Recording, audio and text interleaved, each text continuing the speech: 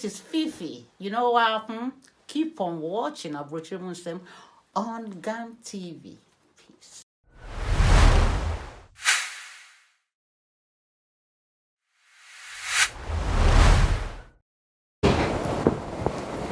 You're here for the viewers about Abrokyire Nsem Jumedi, so ma'am did Jumedi which I'm from the Ofori and the menya minya be maso kwa mini betwetwe nkomo se na meka no Abrokyire Nsem de biba obi baba call dynamic so you brony anybody nkomo we Asian anybody nkomo we bibi anybody nkomo we house ni kwampa anybody nkomo ntene ende brony be na betwetwe nkomo so Canada ha the fighter or boxer wajini di wa hapa yi ene na ba bedi nkomo na ansa na ene na ba twetwe nkomo no amfa nkato wentwem so wo Canada na so pese wo do nyoma ko Ghana yes so our logistics but me our logistics edi nkomo but my friend our logistics was 0244 098 017 answer +15 06 429 5293 yeah the be ase and as so no so Amsterdam ha na so pese wo twa wo yie pese wo twa wo wedding pese wo movie shoot be pese wo ye bia no but me so afraid knee graphics every trauma come lebo no so that from here pa but me afraid knee graphics +316 4251395 knee graphics but me afraid na also our annual bedins our son man say no checking the bedin common esem you train haba.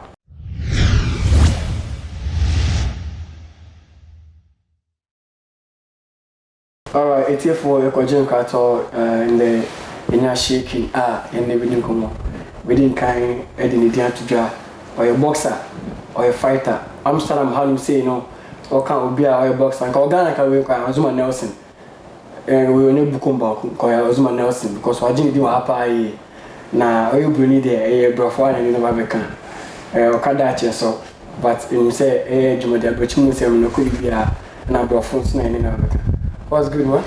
I'm good. Thank you for having me. Thanks for having me. Yeah, it's so great to have you on my show. Thank you. Yeah, it's been a long time. I was like, I need to get this guy, and then I started saying this to you for a long time, right? Yeah. And then you're like, I don't have time. I need to come later. I need to do it. I'm like, okay, but today's the final day. We need to talk. We got it. We're here. Okay, so we want to know shaking. You know, I know you're a boxer. You're a fighter, right? Yeah. So who's shaking? I'm just, I'm a kid that I was born here. I'm 18 years old, and I've been here all my life, and I've had the pleasure to be here. I'm happy. I'm in the Netherlands, and I go to school. I'm following my passion, which is boxing, and that's about it. And try to make people happy. All right. So is your school mixed with black people also? Yeah. It's a very multicultural school. So there's people from all races on our school, and that was also. Now this is middle school where I'm in right now, which you could call it high school, and then the school I was in before, primary school. That was also a very multicultural school with every race, so it's a very multicultural. All right. So how do you see racism in Netherlands, especially racism across? In general in Europe, how do you see racism? And have you ever encountered racism? It honestly just disgusts me. I haven't encountered right in front of me racism, but I have heard a lot of stories and I have seen a lot online.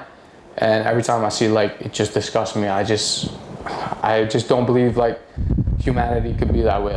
Everybody should support each other, and no one should hate each other based on their race. So it's ridiculous. Wow. Okay, and then how do you? Why did you choose? Boxing as your profession? Because you could have been. I know you go to school. You could have been a banker. You could have been. A teacher. You could have been a metro driver. You could have been this. You could have been a pilot. You could have been that. Why did you choose a boxing? Because I can't sing or dance. I don't know what to do. I'm not good at everything else. I do school for backup. Maybe I could become a personal trainer or something. But I definitely want to become a world championship fighter, and that's how I want to make my living. I just love fighting. I just love the training that's involved. Yeah, that's the main reason. I just love boxing. I just love outsmarting someone in the ring. Wow. Okay, and I mean, who really inspires you? Because I know before you get into something, somebody needs to inspire you, right? That's true. Somebody needs to inspire you. Probably, let's say, I want to just be a presenter. You understand? Or really want to be a presenter, interview people, go across. But I have somebody I look up to. You understand? My inspiration in Ghana. There's one guy. I mean, he's called Kokumenu, and then this guy is so amazing. You understand? That I look up to him, I want to be like him, and other stuff. You get it? You get it? So, who inspired you to choose? Back in 2017, I on TV I saw Anthony Joshua beat Vladimir Klitschko. Yeah. And I also saw, I think that was my first boxing match so I was really watching, and I saw Joshua went down in one of the early rounds, and he came back up and knocked Klitschko down, and then later in the fight he knocked Klitschko like out, like he beat him. And that really inspired me. And I was looking at it, I was looking like, this isn't just fighting. Like, this is an actual game of chess, and I have to try this as well. So 1 year later, I watched a lot of boxing matches, and I wanted to start myself. So in late 2018, I started boxing myself, training on myself. And then early this year, I joined a boxing club. I joined a coach to train me. And it all turned out great. Wow. So who was the coach? How did you meet the coach? I was looking for like a place to box because I was training on my own, like I said, and that's not really ideal because you need to spar and you need to have someone that teaches you. So I went to the internet and looked up like a boxing school, and I saw this boxing school in Amsterdam North, and it was on the boxing club, and it looked great. The coach he looked very like strong and very smart, very wise. So I just immediately went there to look, and I thought, I'm gonna join this boxing school, and I'm gonna train under his wing. Wow. But is your trainer a white man or just a black person? He's a black man. Where is he from? Yeah, he's from Uganda. Uganda? Yeah. Oh, wow. So let's take it from this direction. Have you ever had an international match that you've lost before? Just a match, a fighting match, a boxing match that you've lost? And how did you feel? I've had not international boxing matches yet. I hope I can get to that in 2021. But I have had like practice fights, and I have lost one of those, and it feels very weird. It's like you're in a different zone when you lose. It's you just feel like you're down. And that's the hardest moment, when you got to get up and you got to go to the gym again and you got to get better. When you know you've lost, but you got to get back to it. And I've also had a lot of sparring where someone was better than me, and that also mentally fucks with you. And so then you try to like be better. So how's the feeling like if somebody knocks you down and then you think this time I cannot go in again? I haven't been down yet, but I imagine that's tough. Like being knocked down and having 10 seconds to get up. I imagine that's very tough, and that's a very big challenge. Whoa. I mean, I just can't imagine like just being knocked down in the match, and then it's so crazy that I cannot do anything about it. Like, you just want to push in, but it's still not going through. And then I'm like, oh my God, how is this gonna be? How can you go in harder? I mean, how is the feeling? Like, doesn't make sense. Yeah, you have to somehow like drive yourself to do it, even though you have nothing left. You gotta find something to keep yourself going. That's very difficult. And that's what inspired me when I watched that fight in 2017 when Anthony Joshua beat Klitschko, because he had nothing left in either, but he somehow found a way to drive himself and beat him in the fight. So that was amazing, because he was down and he got up and he won the fight. So. Okay. So what are some of the challenges in boxing? You know, I know Ghana, we don't have the facilities, you understand. In Ghana, there are a lot of fighters, a lot of boxers, but we don't have the facilities, you understand, like how you guys have it here.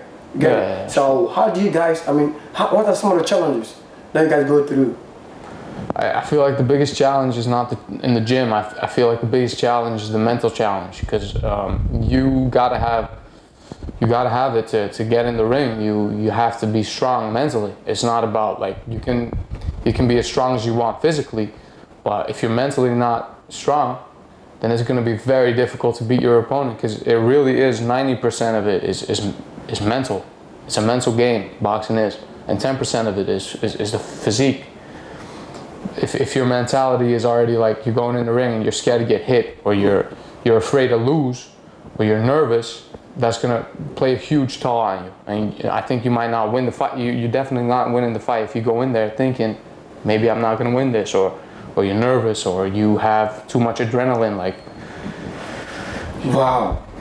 Okay, so I mean, what advice will you give to the people watching you across the globe? You understand? Across the country, I mean, across borders. You understand? Ghana, USA, Canada, everywhere that the channel is reaching. You understand? Netherlands, everywhere. What is some of the advice you give to them? I mean, to inspire them to also just become like you, to motivate them, to also pushing harder. You know, there are a lot of people watching you out there. They also want to become a boxer. yeah. But I mean, when they watch fight, you know, they see people beating, Yeah. they see people knocked down. They are like, no, I cannot do this. What are some of the things you need to tell them for them to, I mean, wake up? Oh yeah, like first of all, a champion is made behind closed doors. Yeah.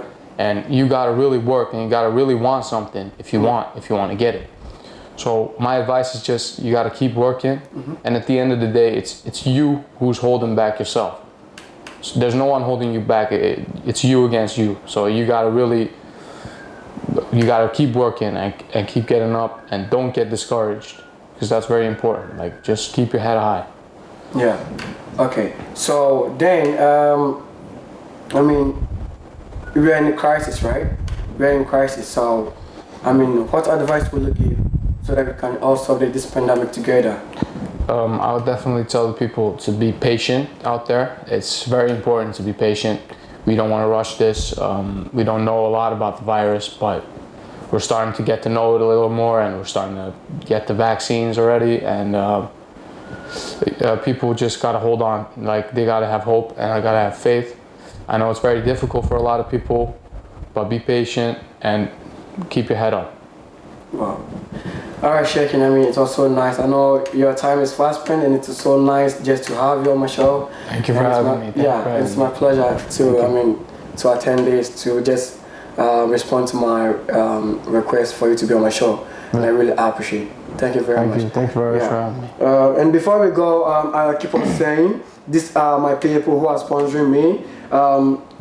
If you are in Netherlands, and then as I said, you want to have a shoot on your funeral, you want to have a shoot for your wedding, a movie, an advert, there's one place you need to go. There's one person you need to contact. That's Knee Graphics. And then you need to call Knee Graphics on +3106 42 51359. +3106 42 51359. You can contact Knee Graphics, and wherever that he is, he's just gonna be there for you, and then shoot all your wedding, shoot all your funeral, shoot all your movies for you. If you're in Canada and you want to send all your stuff in Ghana, whether being door-to-door delivery, everything, you can call our logistics, and then you can contact them on 0244 098 017. You can also contact them on +1 506 429 5293. That's our logistics, their contacts. Whatever that you are in Canada, you want to do export in Ghana, just call them. Me that I hosted this man, this noble person, Serkhan. My name is Ofori, and I have to say goodbye. Thank you. Thank you.